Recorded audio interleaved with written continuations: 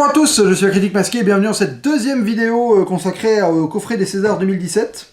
Écoutez, j'en étais à la lettre D. Voilà, j'avance petit à petit et j'en étais à des nouvelles de la planète Mars de Dominique Moll avec François Damiens et Vincent Macaigne. Je suis allé le voir au cinéma. Écoutez, c'était pas ouf, hein. Je me suis un peu fait yesh. J'en ai pas fait de vidéo d'ailleurs parce que ça valait pas le coup. Voilà, il y avait peut-être des jeunes comédiens qui seront nominés dans Meilleur Espoir. Jeanne Guittet, peut-être. Jeanne Guittet. Voilà, peut-être. Écoutez. Il y a Léa Drucker qui fait genre un sous-rôle. C'est de l'ordre de l'apparition fond vert, quoi. Bon, des nouvelles de la planète Mars. Je repose. Hop! Diamant Noir. Alors ça, j'ai entendu plein de gens m'en parler, le Diamant Noir. Je sais pas du tout ce que c'est. Le meilleur moyen de se venger d'une famille, c'est d'en faire partie. Pas mal. Diamant Noir de Arthur Harari, avec Neil Schneider, August Dell, Hans-Peter Klus. Premier film, j'ai entendu beaucoup de bonnes choses. Je vais lire le synopsis parce que ça m'a... Oh, il est beaucoup trop long. Putain, fait chier. Pierre Ullman vivote à Paris entre Chantier et Larsin. Il commet pour le compte de Rachid, sa seule famille, son histoire... Ouais, bon, écoutez, je le regarderai sans savoir de quoi ça parle en fait. Mais je suis intrigué, parce que j'ai entendu du bon. Je vais le reposer. Mais bon, écoutez, l'affiche est belle, l'affiche est pas mal. Ah, ouais.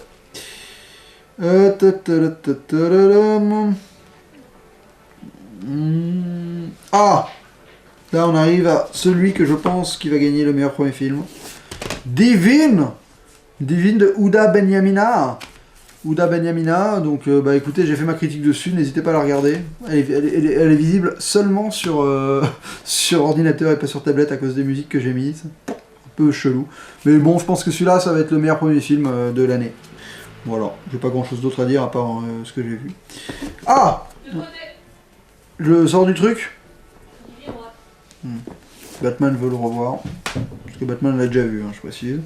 Dofus, film d'animation. Donc là on est dans une nouvelle catégorie, parce qu'il y a la catégorie meilleur film d'animation. Et donc là on est sur Dofus, livre 1, Judith. Alors, écoutez, c'est une double réal de Anthony Roux et Jean-Jacques Denis. Dofus, ouais. Je sais absolument pas de quoi ça parle. Ça m'avait pas du tout tenté.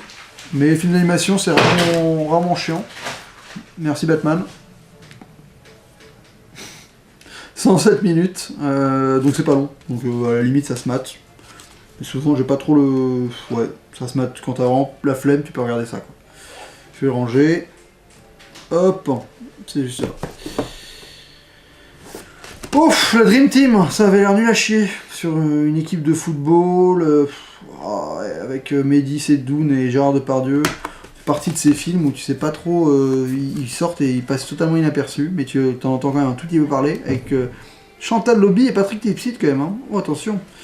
Donc c'est Maxime Bellec qui est un grand joueur de football, le meilleur buteur du championnat. Oh déjà, qu'est-ce que j'aime pas cette putain de phrase. Tu sens que le championnat il va être totalement fictif et pas du tout incarné. Voilà, bon j'ai pas envie de lire le reste, parce que dans un geste de colère, il se brise la jambe. Son agent le contraint à se mettre au vert. Le temps de sa convalescence, c'est son père, qui ne lui parle plus depuis 15 ans. Là-bas, à sa grande surprise, Maxime va redécouvrir le sens des valeurs et de la famille. Bonjour, vous dégoulinez le mélo de ce pathos. Oui, ça le sent. Vous aimez le pathos? Venez voir donc ce film. Allez, je te range. Après, on change de lettre. Non, je l'ai rangé à l'envers, tiens. Pof. On change de lettre et on tombe sur un film étranger, donc belge, je pense. De Joachim Lafosse, qui a fait 2 films cette année, hein. Et le premier par contre t'as vu, parce que le premier c'était l'autre, là, c'était le que j'ai mis de côté, hein, évidemment. Il est où? C'est celui-là, là, Chevalier Blanc. Par contre celui-là il est meilleur film français, il peut être nominé, mais celui-là il est que en meilleur film étranger, en langue française. Voilà, Joachim Lafosse, avec Bérénice Bejo, Cédric Kahn, Marthe Keller et Jeanne, sur un couple, à mon avis, qui s'engueule. Je l'avais vu la bande-annonce, après 15 ans de vie commune, Marie et Boris se séparent. Voilà. Et c'est le bordel. Ça parle du pognon et du divorce. Et donc c'est belge, je pense. Parce que, oui, c'est belge. Voilà. Donc ça peut pas être nominé en meilleur film, ça peut être nominé en meilleur film étranger. Bon. Je sais pas si je suis tenté de le mettre. Alors, l'effet aquatique, j'ai plein de gens qui ont adoré ce film, ça m'intéresse pas du tout. De Solveig Hanspach. Ouais, écoutez... franchement, ça ne m'intéresse pas. Florence Laure-Écaille avec Samir Ghesmi. Ouais, bon, bah, j'avais parlé de l'affiche déjà dans une de mes vidéos, mais là... Hop, putain, ça fatigue en fait. Hein. L'élan. Ouf, what the fuck is this shit? Oh putain, c'est quoi ce truc? Avec Arsène Mosca, Aurélia Petit, Olivier Broche, Delia Espina. Premier film, Étienne Labroue. Jamais entendu parler de ce truc. Avec un élan sur l'affiche comme ça en marionnette. Oh, ça a l'air un truc de ouf quoi. Putain, super intrigué par ce truc. Super intrigué. Qu'est-ce que c'est que ce truc quoi? L'élan. Enfin, s'il y a des gens qui ont entendu parler de ce film avant de maintenant là, chelou. Putain, on se rend compte du nombre de films qu'on fait quand même en France. C'est un truc de malade. Hein. On en fait quand même beaucoup trop en fait. Excusez-moi de le dire, mais... Elle, Paul Verhoeven. Ah, très bon film. Vu à Cannes cette année. Mais je vais le mettre de côté, bien sûr. Écoutez, très très bonne surprise. J'avais pas aimé en salle. Et je l'ai pas revu depuis, mais ça... Plus j'y repense et plus je l'apprécie. Voilà, voilà. Et écoutez, je vais me le refaire. Je pense qu'elle a moyen de gagner le César, elle a moyen de gagner l'Oscar de la meilleure actrice. Par contre, il ne gagnera pas le film du meilleur film étranger parce qu'il représentait la France, mais il n'a pas été dans la shortlist des films. Je pense que Paul Verhoeven paye son irrévérence, son côté irrévérencieux auprès d'Hollywood, parce que dans ses films, il critique quand même beaucoup Hollywood, et je pense que Hollywood lui en a voulu un peu sur ce coup-là. Encore heureux avec Édouard Baird et Sandrine Kiberlin. Oh oui, sur un couple de gauche, là, il y avait des blagues politiques dans la bande-annonce. Ça m'intéressait pas du tout, Benoît Graffin. Genre comédie sociale, franchement, dispensable à mon avis. Totalement dispensable à mon avis. Éperdument, putain mais il y a un nombre de films.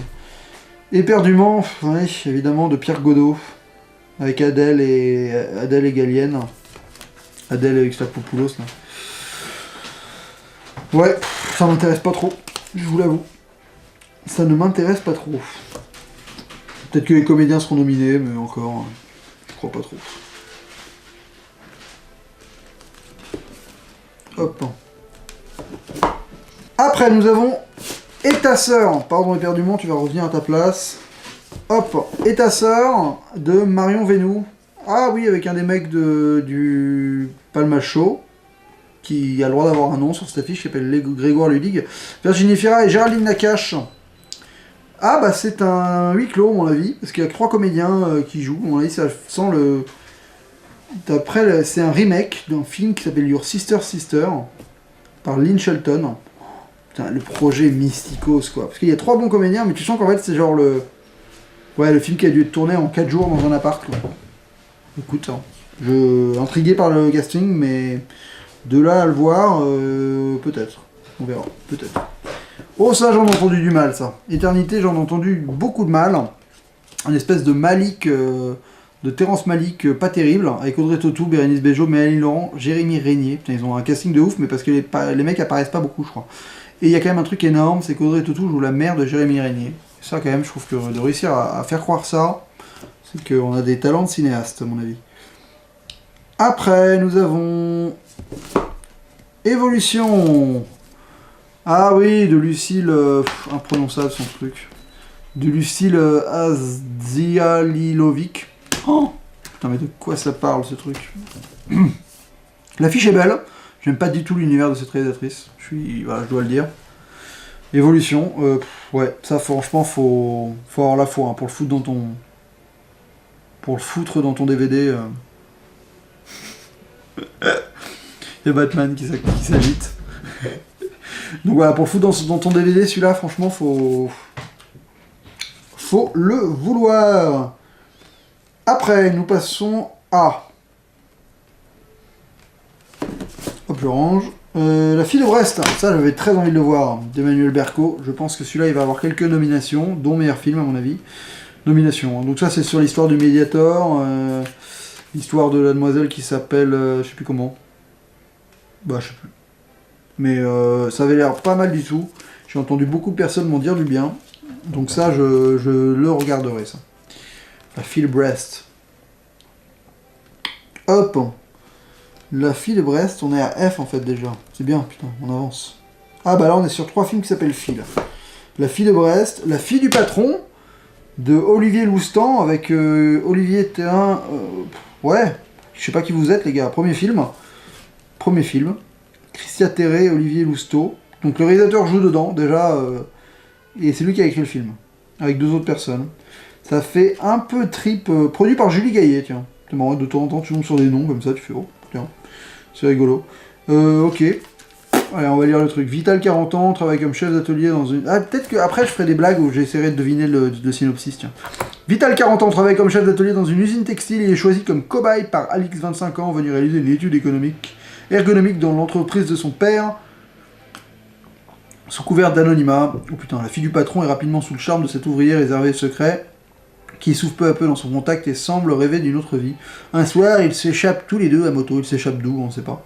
C'est le début d'une liaison chaotique où la différence sociale attire les amants autant qu'elle les déchire. Bah écoutez, la fiche est plutôt jolie. J'avais jamais entendu parler de ce truc, la fille du patron. Pourquoi pas, les gars, pourquoi pas. Ça peut être... si c'est pas trop plombant, ça peut être bien. Faut pas que ce soit fait en mode plombage, quoi. Tu vois, genre en mode on se prend la tête au sérieux et tout. Ça peut être un peu cool, sinon. Alors, donc on avait la fille de Brest, on avait la fille du patron, et maintenant on a la fille inconnue des Dardennes, avec Adèle Haenel, donc clairement elle peut être nominée pour actrice, j'ai pas vu le film, hein. Ça a l'air pas mal, mais il a pareil, meilleur film étranger en langue française là par contre. Donc ça peut pas être nominé pour meilleur film je crois. Ouais écoutez, c'est du Dardenne, j'ai envie de le voir, mais à la fois j'ai... Par exemple celui d'avant avec Marion Cotillard j'avais aussi envie, et j'ai jamais eu le courage de le foutre dans mon lecteur. Donc pourquoi pas quoi, pourquoi pas. Mais bon, faut que... De là, peut-être. C'est un peut-être. C'est un peut-être. Hop, le fils de Jean. On est passé au fils après les filles. Le fils de Jean, de Philippe Luret. Alors j'aime beaucoup Philippe Luret, donc il y a moyen que je sois assez intéressé. Avec qui? Avec Pierre Deslongchamps, Gabriel Arcan, Catherine Deléan. Je connais personne. De quoi ça parle? À 35 ans, Mathieu ne sait pas qui est son père. Ah d'accord, ouais. Un matin, un appel téléphonique lui apprend que celui-ci était canadien et vient de mourir. Découvrant ainsi qu'il a 2 frères, Mathieu décide d'aller à l'enterrement et de les rencontrer. Mais à Montréal, personne n'a connaissance de son existence, ni ne veut la connaître. Il se retrouve en territoire hostile. Même pas plus envie que ça, mais ça peut être bien foutu, quoi. Lioré, c'est quand même un prof, c'est quand même un bon réal, quoi. C'est un mec qui fait des trucs qualitatifs, moi je dirais quand même. Ok. Celui qui avait fait Je vais bien, ne t'en fais pas, très bon film, et qui avait fait Welcome, très bon film aussi. La fine équipe, qui est actuellement en salle, toujours drôle, parce que j'avais pas eu envie de l'aller voir. Alors, je vais lire le synopsis, parce que ça m'énervait, l'affiche, je comprenais pas ce que le film voulait dire. Donc Omen est un inconditionnel de Stan, chanteuse black au flow ravageur, sans doute l'un des derniers fans, vu comment le groupe galère. Le jour où il croise son idole par hasard, Omen lui propose ses services. Chauffeur polyvalent à tout faire, contre l'avis général de l'équipe, Stan embarque ce petit blanc, pas toujours réveillé, limite bordélique, dont elle semble être la seule à entrevoir les talents très bien cachés. Je ne comprends rien. Je ne comprends rien, parce qu'en fait dans l'affiche il y a trop de gens, je comprends pas c'est qui l'un et l'autre. Ouais, écoutez, sur un groupe ça peut être sympathique, mais l'affiche donne tellement pas envie quoi. Oh, ouais. Ah, la Soul Ravageur. Des phrases de merde, putain. Hop. Premier film comédie de Igor Gottman. Igor Gottman 5. Je m'étais bien marré au Cinoche. Voilà. Je m'étais bien marré. Écoutez, sur une bande de potes. Un peu parigo, machin, un peu de poète. Mais il y avait 2-3 bonnes blagues. Je pense que François Civil va être nominé pour meilleur second rôle. Très très drôle. Il y avait un Renoir qui ne servait à rien. Je suis désolé, hein, mais Idrissa Andro, là, tu ne servais à rien du tout dans ce film. T'étais juste un mec qui ken, mais ridicule, quoi. Sinon, 2-3 bonnes blagues. Il y a un mec qui chie sur un palier d'appartement. C'est quand même drôle, mais qui chie. Voilà. Non, et Pierre Ninet, moi j'aime bien, voilà, écoutez. C'était sympathique. Je le regarderai pas cette année, je pense, mais c'était sympathique. Hop, on passe à le film étranger. Florence Foster Jenkins, le remake de... Pas remake, mais la réadaptation de l'autre, là. Ça, je sais pas pourquoi c'est dedans, parce que ça sera nominé. C'est le meilleur film étranger, évidemment, hein, mais ce sera absolument jamais nominé. C'est le remake de l'autre, là. Bon, du film avec Catherine Fro qui chante mal. Marguerite, voilà. Rien à dire dessus, j'ai déjà parlé de l'affiche, ça ne m'intéresse pas. Ça ne m'intéresse pas. France de François Ozon, qui avait l'air d'être chiant comme la mort. Et encore. Bah écoutez, j'ai été aucune envie de le voir en salle, mais les Ozon, j'avoue, pour me faire chier un dimanche, c'est toujours pas mal. Alors je crache, mais il y en a des biens. Bah je vais peut-être me laisser tenter par celui-là, mais il a l'air d'être particulièrement popo. Voilà, donc toujours Pierre Ninet, hein, de nouveau, ce qui était en five il y a 2 secondes, et Paul Habert. Paul Habert, c'est drôle comme nom ça. Bon, ça parle de la guerre 14-18, c'est pas une époque qu'on a beaucoup vu au cinéma, mais tu vas filmé par Ozon, ça va pas l'air d'être le kiff total, quoi. Je préférais quand c'était filmé par Jeunet, moi, la guerre 14-18. Le garçon et la bête, ah putain, je l'ai loupé, trop content qu'il soit là, quoi. Film étranger, donc ça peut être aussi un film d'animation, mais un film étranger. Ça avait l'air énorme, je vais pas plus en dire, mais ça avait l'air d'être du gros Mamoru Osoda. Voilà, gros film d'animé japonais qui me faisait bien plaisir. Cette position est assez inconfortable, je commence à avoir mal au cou. Voilà, je le dis. Gaz de France, réalisé par notre confrère Benoît Faujard, avec Olivier Baroudin et Philippe Catherine. Sur un mec qui devient président, ça avait l'air bien barré. Écoute, c'est le genre de truc, tu le mets un peu tard la nuit, je pense. Genre vers 2h du mat. T'as moyen de pas trop comprendre ce que tu mates et d'avoir un truc qui te fait grave kiffer ce film, je pense. Voilà, donc peut-être comme ça que je vais me le mater, tu vois. Un peu insomnie, 2h du mat, boum. Hop là, on continue. Après, nous avons Good Luck Algeria, ouais, sur le mec qui fait du ski, l'histoire vraie. Ça avait l'air d'être du Raster Rocket moins bien fait, peut-être. Franchement, je vais pas en plus en parler. Premier film quand même. Premier film de Farid Bentoumi. Mais je pense que ça, voilà. Trop de l'affiche, beaucoup trop de choses marquées dessus, quoi. C'est pas très élégant. Mais c'est marrant parce que, ouais. C'est drôle. Je sais pas, ça doit être les boîtes de prod qu'on voit leurs affiches, mais des fois, il dit c'est chelou, quoi. Ok, on passe. Excusez-moi, j'en parle pas plus que ça, mais j'ai rien à dire dessus, ça m'intéresse pas plus que ça. Les habitants de Raymond Depardon. Écoutez, ça m'intriguait. L'affiche m'intriguait, le concept m'intriguait, c'est un documentaire. Depardon, c'est quand même un mec à connaître. Donc je vais me laisser tenter. Totalement.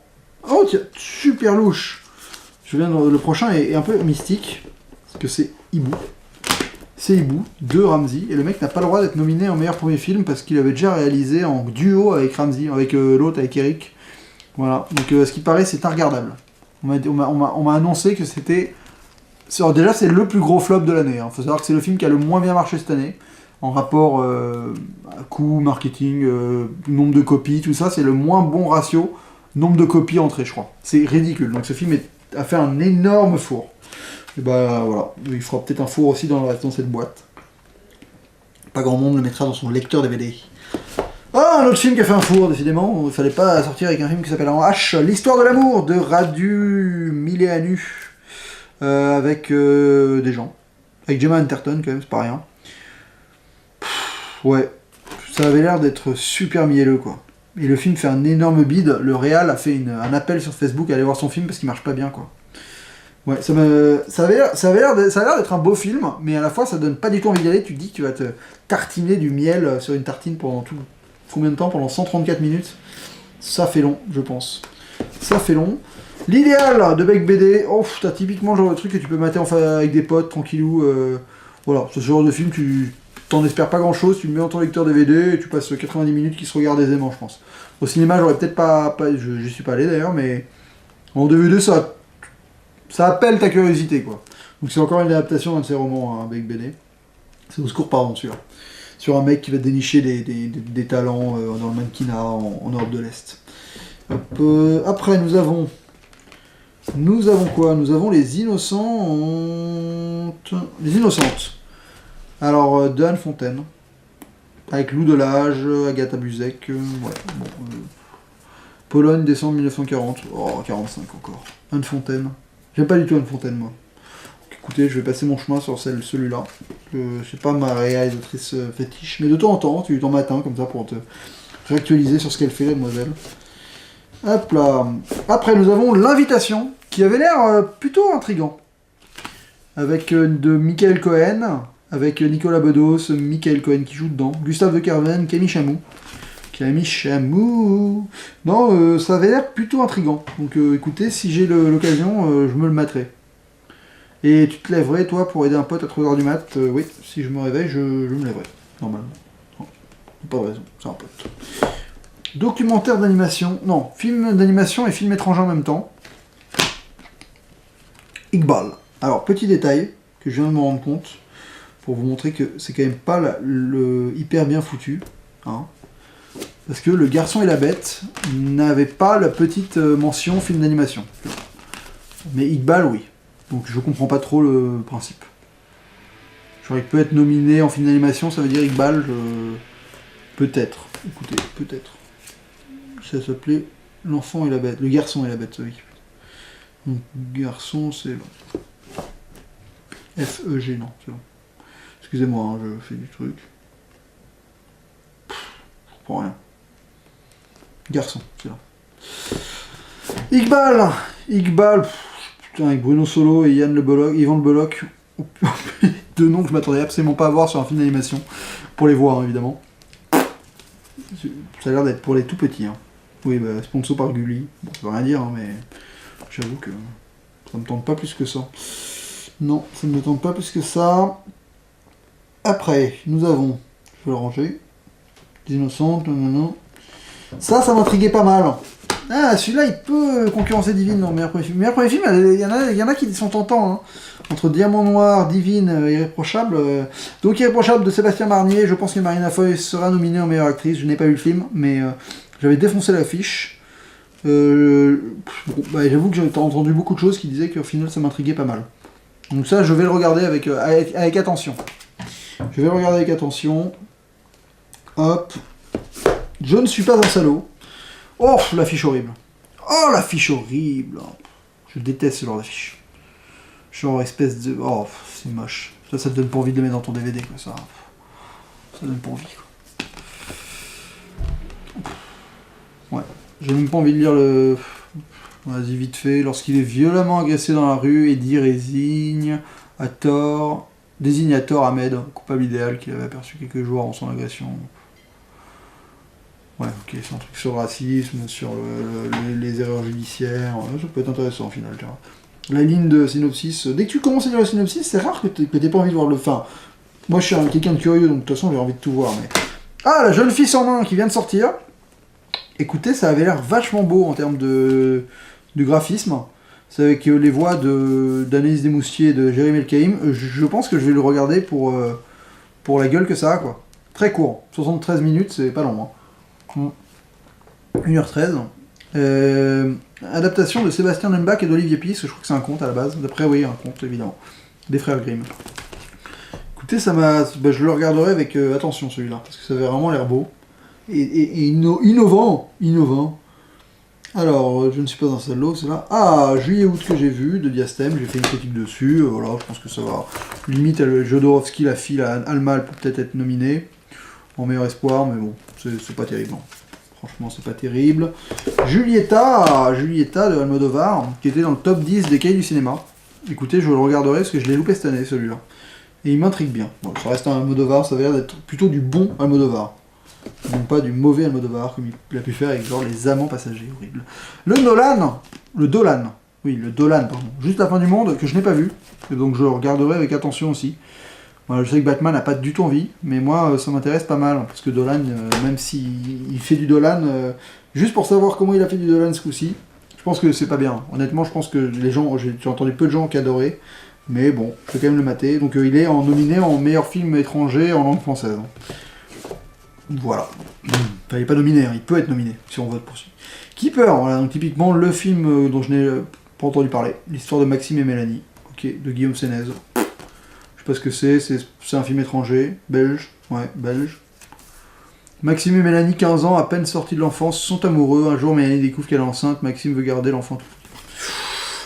Et bah tu vois, là, ce pitch ne me tente pas, par exemple. Voilà, il y a des fois. La loi de la jungle de Anthony Perejako. Je crois que c'était le mec qui avait fait La fille du 14 juillet, qui avait eu... donc c'est un peu dans le milieu artsy parisien, hipster, cinémato, cinéphile, ça s'appelait bien. Il est dans le top 10 des cahiers du cinéma encore, donc c'est l'histoire de deux personnes qui vont de Marie Châtaigne, stagiaire au ministère de la Norme, envoyée en Guyane, donc voilà, c'est un peu une critique de la société actuelle, le truc, l'État, l'administration, voilà, je pense que ça peut être intéressant. Il y a Pascal Légitimus qui vient de sortir un rap Rien à voir, mais je l'ai pas encore entendu son rap. J'ai envie de l'entendre. Voilà. Hop, petit film d'animation, Louise en hiver. Ça a l'air beau. Jean-François Laguine. Laguioini, pardon. Ouais, bah écoutez, pourquoi pas. Je sais absolument pas ce que c'est. Ça a l'air bien, ça a l'air beau. Du tableau. Ah, c'est le mec du tableau. Le tableau, c'était pas mal. C'était un peu lent, mais c'était plutôt assez poétique. Écoutez, j'avais bien aimé. Donc, pourquoi pas. Love and Friendship, de Whit Stillman. C'est un film étranger. Ça ne me dit strictement rien. Jane Austen n'a jamais été aussi drôle. Kate Beckinsale, Chloé Sevigny. Merde, mais jamais entendu parler, tu vois. Alors là, film étranger, tu sais même pas ce que c'est. D'après Lady Suzanne. Ok, ils ont vraiment tout mis cette année, hein. C'est un truc de ouf. Hein. C'est la première fois qu'on en a autant, hein. Je vous le dis. Maloute. Maloute de Bruno Dumont. Écoutez, pourquoi pas avec Fabrice Lucchini, Juliette Binoche. Oui, celui-là, bah, pareil, il était dans le top des cahiers du cinéma. Faut que je le voie, parce que j'avais adoré Petit Quinquin. Je crois qu'il y a un peu l'esprit qui revient de Dumont là-dessus. Ça avait l'air d'être bien perché. Honnêtement, je vais me le faire. Je vais me le faire. Non, ça avait l'air cool. Maloute. Ok. Maloute, Ma Révolution, non. Love and Friendship, non. Ouais, c'est là. Donc là, on a Ma Révolution. Ma Révolution, c'est un premier film. Premier film de Ramzy Ben Slimane, avec Samuel Vincent, des gens que je connais pas. Ça a l'air d'être sur des trucs communistes, hein, évidemment. Alors que l'écho du printemps arabe résonne jusqu'au cœur de Paris, ouais, bon, j'étais pas à Paris donc je sais pas, et malgré ses origines tunisiennes, Marwan a d'autres problèmes à gérer, ceux d'un adolescent de 14 ans qui veut avant tout être populaire à l'école. Oh, ça a l'air d'être cool ça, un premier film sur un jeune au collège, lycée, qui tombe amoureux pendant une période. Franchement, ça me tente bien ça. C'est le genre de film, l'année dernière, il y avait eu Papa is not a Rolling Stone, qui est un peu le genre de film, tu vois, qui se passe dans une cité, sur une ado et tout, c'est toujours agréable à regarder, quoi. C'est jamais... Voilà. Ah, je suis content, j'avais loupé Ma vie de courgette, tout le monde m'a dit que du bien. 66 minutes, pas très long, hein, de Claude Barras, d'après le roman de Gilles Paris, adapté par Céline Sciamma. Écoutez, je crois que c'est hyper bien. Il faut que je le voie pour faire mon top de films d'animation, donc de toute façon, ça va être une de mes priorités. En plus, 1 heure, franchement, c'est pas long, ça se mate aisément. Et écoutez, on va arriver au dernier film de cette vidéo. Il y aura encore 2 autres vidéos pour finir le coffret, ça en fait des vidéos, putain. Made in France, que j'ai vu, parce qu'il est sorti finalement en VOD. Made in France, sur, écoutez, c'était assez prophétique, parce que c'est avec Malik Zidi de Nicolas Boukrieff, sur un journaliste qui intègre qui infiltre des djihadistes qui préparent un attentat dans Paris. Et ça devait sortir la semaine de Charlie Hebdo, évidemment il y a Charlie Hebdo, ça devait ressortir la semaine du 13 novembre, évidemment il y a le 13 novembre, donc au final c'est jamais sorti. Ça a dû être un gros manque à gagner, mais écoutez, le film est pas mal, il est plutôt intéressant. Franchement, j'en dirais pas plus pour pas... voilà, parce que ça vaut le coup de l'être découvert, mais c'est de bonne qualité, bien filmé, belle cinématographie. Donc écoutez, j'en suis à la première moitié de ce coffret, vous voyez, j'ai fait tous ces DVD là, il me reste tout ça à faire. Je pense que ça va prendre encore 2 vidéos. Voilà, donc on se retrouve pour une prochaine vidéo, et d'ici la prochaine, cliquez sur la suite, quoi, c'est tout.